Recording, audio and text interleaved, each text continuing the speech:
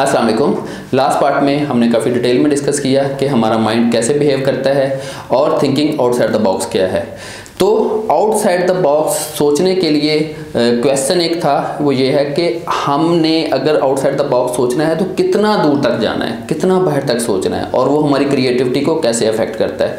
तो इसके लिए हम स्टार्ट करेंगे एक हिस्ट्री से, हम एक केस स्टडी लेंगे, उससे स्टार्ट करते हैं। तो सिनेरियो ये है कि जब मंगोल हमलावर हुए इंडिया के ऊपर, तो वो अपनी फ़ौज के साथ जब उनका सामना इंडियन आर्मी के साथ हुआ तो इंडियन आर्मी सबसे पहले नंबर में उनसे 5 टाइम्स बिग थी। नंबर सेकंड के इंडियन आर्मी में हाथी थे और ये लड़ाका हाथी थे जो कि लड़ाई के लिए सुधाए हुए होते हैं। उसके अलावा इंडियन आर्मी में घुड़सवार भी थे और इंडियन आर्मी में प्यादा फौज भी थी। तो इसके मुकाबले में जो मंगोल फौज थी, मंगोल फौज के पास सिर्फ घुड़सवार थे और जैसे मैंने अभी बताया कि वो तादाद में भी उनसे बहुत कम थी। तो अब ये चैलेंज था जो कि मंगोल फौज के जो जर्नल थे उन्होंने फेस किया। तो अब उनके सामने क्वेश्चन था कि वो इस चीज़ को किस तरह से डील करें, इस चैलेंज को किस तरह से सॉल्व करें। तो अगर हम इस चैलेंज को हम आजमाते हैं तो हम देखते हैं कि हम आउटसाइड द बॉक्स क्या सोच सकते हैं। सबसे पहले हम अगर इस सिनेरियो से बाहर निकले, हम इसके को अल्टरनेट सॉल्यूशंस पे देखें। तो सबसे पहले ये याद रखें कि ये शायद 12वीं सदी का वाक़या है। उस वक्त आज की तरह की टेक्नोलॉजी नहीं होती थी। तो हम खुद को उस जर्नल की जगह पे रखते हैं और हम सोचते हैं कि हम इस प्रॉब्लम को कैसे सॉल्व कर सकते हैं। तो आउटसाइड द बॉक्स में हमारे सामने बहुत सारे सोल्यूशन हैं। पहला सोल्यूशन तो इसमें यह है कि जो हेड ऑफिस है वहाँ को रिपोर्ट कर सकता है कि मुझे फर्दर जो फोर्स है वो रिक्वायर्ड है, तो इसके लिए मुझे फौरी सपोर्ट की जाए। नंबर सेकंड वो कह सकता है कि जी मेरे लिए आप एयरफोर्स भेजें, मुझे आपकी मदद की ज़रूरत है। आउटसाइड द बॉक्स में हमारे पास इसके अलावा जो सॉल्यूशन है उसमें कोई और जिनकी इंडियन आर्मी के साथ दुश्मनी है वो उनके साथ कोई कोऑर्डिनेशन कर सकता है। तो इस तरह के मल्टीपल सॉल्यूशंस हैं। मगर जब हम उसको इस सारे के सारे सिनेरियो में या हम इस एनवायरनमेंट में रखें तो हम देखते हैं कि सबसे पहले दोनों फौजें आमने सामने खड़ी हैं। तो इट मीन्स कि अब टाइम नहीं है कि वो वहाँ पे अपने जो लोग हैं उनको वो अपने किसी सिपाही को भेजे हेड ऑफिस में और वहाँ से फर्दर जो सपोर्ट है, जो फोर्स है वो मांगे।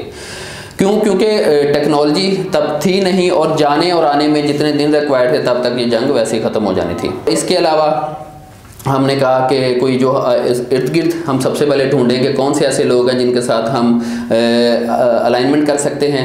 तो वो भी शायद इस टाइम को मद्देनज़र रखते हुए इतना क्विकली पॉसिबल नहीं था। तो ये हमने देखा है कि आउटसाइड द बॉक्स तो हमने सोचा है, मगर आउटसाइड द बॉक्स में आपके पास पूरी दुनिया है, पूरी यूनिवर्स है और इतनी बड़ी यूनिवर्स से सोल्यूशन आइडेंटिफाई करना इटसेल्फ एक चैलेंज है। तो जब हम आउटसाइड द बॉक्स से हटके अगर हम बात करें कि हम अगर इनसाइड द बॉक्स भी सोचें, हम और उसको हम नाम देते हैं इनसाइड द बॉक्स को इनक्लोज्ड वर्ल्ड, यानी जो हमारे पास अवेलेबल रिसोर्सेज हैं हम उसके अंदर रहते हुए अगर सोल्यूशन को आइडेंटिफाई करें तो वो क्या है। तो यहाँ पे हम देखते हैं कि हमारे पास हाथी हैं, घोड़े हैं और जो मंगोल फौज है उनके पास ऊँट भी थे और जो बाकी रिसोर्सेज थे। तो इन सब चीज़ों को मद्देनज़र रखते हुए उस मंगोल जर्नल ने क्या किया कि उसने देखा सबसे पहले कि जो स्ट्रेंथ है इंडियन आर्मी की वो इसके जो सामने खड़े हुए एलिफेंट, और उन्होंने कहा कि क्यों ना मैं इसी स्ट्रेंथ को कन्वर्ट कर दूं उसके लिए थ्रेट्स में। तो उसने सबसे पहले जो उसके पास ऊँट थे उनको पीछे बुलवाया, ऊँटों के ऊपर उन्होंने लकड़ियाँ बांधी और उन लकड़ियों को आग लगा के उन्होंने हाथियों की तरफ भगा दिया। नॉर्मली जब ऊपर आग जल रही हो तो जानवर डरा भी होता है और वो बहुत तेज़ी से उनके हाथियों की तरफ भागा। तो जब ये देखा तो हाथी पीछे की तरफ दौड़ पड़े। अब हुआ क्या, जब वो पीछे की तरफ दौड़े तो उन्होंने अपनी ही फौज को कुचल दिया और अपना ही जितना भी उनकी ऑर्गेनाइज सिस्टम था सारे का सारा डिसऑर्गेनाइज हो गया। तो जो अब सिर्फ जो काम रह गया था का वो सिर्फ ये है कि ये डिसऑर्गेनाइज फौज को सिर्फ उन्होंने मैदान से भगाना था और फाइनली उन्होंने वो जंग जीत ली।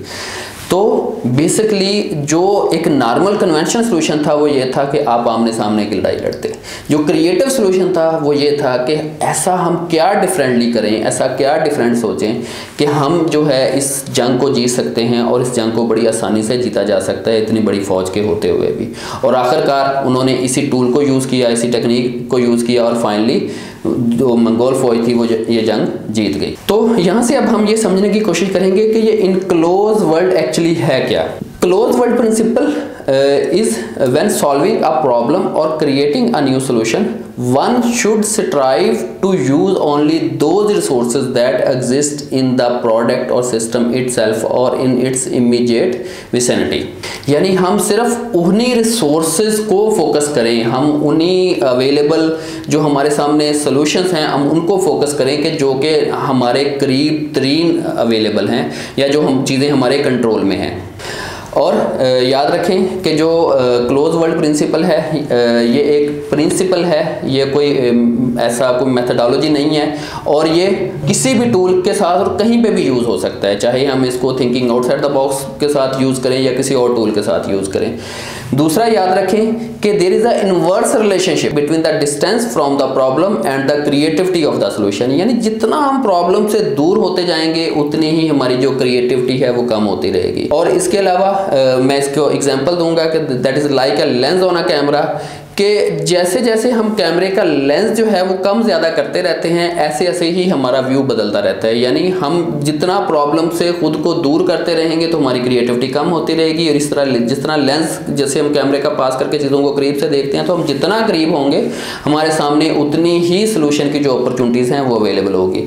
और फर्दर याद रखें कि there are several close world. कोई देखिए अगर हम प्रोडक्ट सर्विसेज की बात करें तो प्रोडक्ट और सर्विसेज मुख्तलिफ स्टेजेस से गुजरती है। फॉर एग्जाम्पल वो मैन्युफैक्चरिंग स्टेज थी, वो आपकी वेयर हाउसिंग की स्टेज थी, वो डिस्ट्रीब्यूशन की स्टेज थी, वो कंजम्पशन की स्टेज थी। तो हर स्टेज अपनी जगह पे एक सेपरेट क्लोज वर्ल्ड है और हर स्टेज पे डिफरेंट सॉल्यूशंस हो सकते हैं। और इसके अलावा अगर हमें आउटसाइड द वर्ल्ड यानी आउटसाइड द बॉक्स अगर सोल्यूशन लेके आना है तो याद रखें उसके लिए हमें बहुत ज़्यादा एफर्ट करनी पड़ेगी, हमें उसको अवेलेबल करना पड़ेगा। इनसाइड द क्लोज वर्ल्ड में सबसे ज़्यादा जो बेनिफिशियल है वो ये है कि रिसोर्सेज आपके पास अवेलेबल होते हैं, आप जो एग्जिस्टिंग अवेलेबल सोर्सेज हैं आप उन्हीं से ही सोल्यूशन ढूंढ रहे होते हैं। और याद रखें इस प्रिंसिपल को अप्लाई करते हुए ये जानना बहुत ज़्यादा ज़रूरी है कि सोल्यूशन एग्जिस्ट करता है मगर सिर्फ जो नीड है वो ये है कि हमने उसको आइडेंटिफाई करना है। वो कई दफ़ा हमारी आंखों से ओझल होता है। ज़िंदगी में आपने कई दफ़ा देखा हो कि हम कोई चीज़ करते हैं और कोई पर्सन हमारे पास आता है और वो उस चीज़ को डिफरेंटली करता है वो इतनी सादा होती है तो हम कहते हैं यार ये मुझे क्यों नहीं पता चला। सिर्फ क्या था कि देखने का पर्सपेक्टिव डिफरेंट था, जो चीज़ हम नहीं देख पा रहे थे शायद वो उसने बड़ी क्विकली देख ली। और इसके लिए मुख्तलिफ रोल्स होते हैं क्योंकि कई दफ़ा हम अपनी एक्सपर्टीज़ में इतना गुम जाते हैं कि हम कुछ चीज़ें जो फ्रेश आई से देखनी होती हैं उसको इग्नोर करते हैं।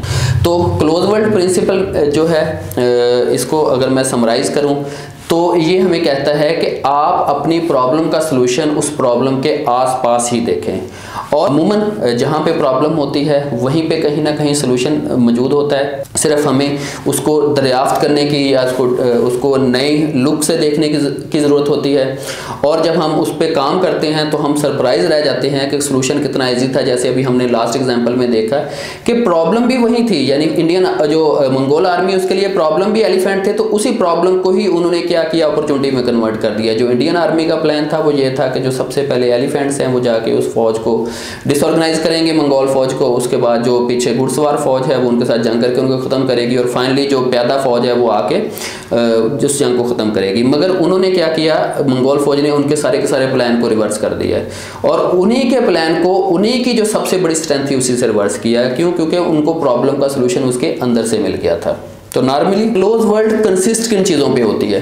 तो क्लोज वर्ल्ड कंसिस्ट करती है कॉन्सेप्ट्स के ऊपर, कंपोनेंट्स के ऊपर एंड रिलेशनशिप्स। यानी किसी भी चीज़ में हम देखें कि वहाँ पे इस वक्त कौन से कंसेप्ट्स इंप्लीमेंटेड हैं, क्या हमें उन कंसेप्ट्स को बदलने की ज़रूरत है या कंपोनेंट्स जो कि पार्ट हैं उस प्रोडक्ट और सर्विसेज का उनको चेंज करने की ज़रूरत है या फिर उनके आपस के रिलेशनशिप्स को चेंज करने की ज़रूरत है। और इन्हीं में ही हम जब कोई ना कोई चीज़ चेंज करते हैं तो बिलीव करें हम कुछ क्रिएटिव, कुछ नॉवल, कुछ न्यू सोल्यूशन हैं जो आइडेंटिफाई करते हैं और जो कहीं ज़्यादा अफेक्टिव होते हैं। पिछले दिनों मैं एक बुक में रीड कर रहा था, एक ऐसी केस स्टडी था कि जिसमें कुछ फार्मर्स थे जो कि उन्होंने भेड़ें रखी हुई थी और उनका सबसे बड़ा चैलेंज ये था कि उन भेड़ों को एक भेड़िए की तरह का एक जो जानवर था वो उठा के ले जाता था। तो अब काफ़ी उन्होंने कोशिश की उन जानवर को ख़त्म करने के लिए, काफ़ी सारे जो उसके एक्शन लेने के लिए, मगर उन्हीं फार्मर में एक फार्मर ने सोचा कि कौन से ऐसे जानवर हैं जिनसे ये जो जानवर हमारे जानवरों को किल करता है इसको डराया जा सकता है। और वो जानवर हमारी भेड़ों के साथ रह भी सकता है। तो उसी तरह उन्होंने वहाँ से वो आइडेंटिफाई किया और आइडेंटिफाई करके उन्होंने उसको अपने पार्ट ऑफ जो उनका था रेवड़ उसका पार्ट बना लिया। तो अब जब भी भेड़िया आता तो वो जानवर उस पर अटैक करता। तो अब उन्होंने क्या किया कि बेसिकली एक नॉवल सोल्यूशन था, एक डिफरेंट सोल्यूशन था और ये उनके आसपास कहीं ना कहीं अवेलेबल था कि उसके थ्रू उन्होंने अपनी प्रॉब्लम का सोल्यूशन किया और उससे उस पूरे एरिया की जो प्रॉब्लम थी वो 80% तक रिड्यूस हो गई। तो कन्वेंशनल सोल्यूशन में यही होता है कि आप उसको उन जानवर्स को जो अटैक करते हैं उनको ख़त्म कर दें, जो वाइल्ड एनिमल्स हैं उनको ख़त्म कर दें, मगर ये प्रॉब्लम का सोल्यूशन नहीं है। एक के बजाय दूसरा और कोई ना कोई तीसरा कहीं ना कहीं से प्रॉब्लम क्रिएट करने के लिए आ जाएगा। तो आपके पास नॉवल सॉल्यूशंस क्या होते हैं, जैसे मैंने भी बताया कि आप नया सोचें, कुछ नया करने, और अल्टीमेटली क्या होता है कि उस प्रॉब्लम को उन फार्मर्स ने 80% तक सॉल्व किया। तो इसी तरह हमारी लाइफ में बहुत सारे चैलेंजेस हैं। हमारे जो वर्क एनवायरनमेंट है उसमें हमें बहुत सारे ऐसे प्रॉब्लम्स होते हैं जिनके नॉवल सॉल्यूशंस अवेलेबल होते हैं और बिलीव करें उनके नॉवल सॉल्यूशन उनके आसपास ही अवेलेबल होते हैं। सिर्फ हमने चीज़ों को डिफरेंटली देखना है, हमने देखना है कि इस क्लोज वर्ल्ड के अंदर मैं कौन सा सॉल्यूशन आइडेंटिफाई कर सकता हूँ। तो ये एक बहुत इंपॉर्टेंट प्रिंसिपल है, एक बहुत कम्प्रीहेंसिव मॉडल है क्लोज वर्ल्ड प्रिंसिपल का। तो मेरी पूरी कोशिश है मैं इस पर एक पूरी ट्रेनिंग की सीरीज़ लेके आऊँ with the title of thinking inside the box, और इंशाल्लाह मैं इसको आप लोगों के सामने जल्द ही प्रेजेंट करूँगा और उम्मीद है आप इससे भरपूर फ़ायदा उठाएंगे। Thank you very much.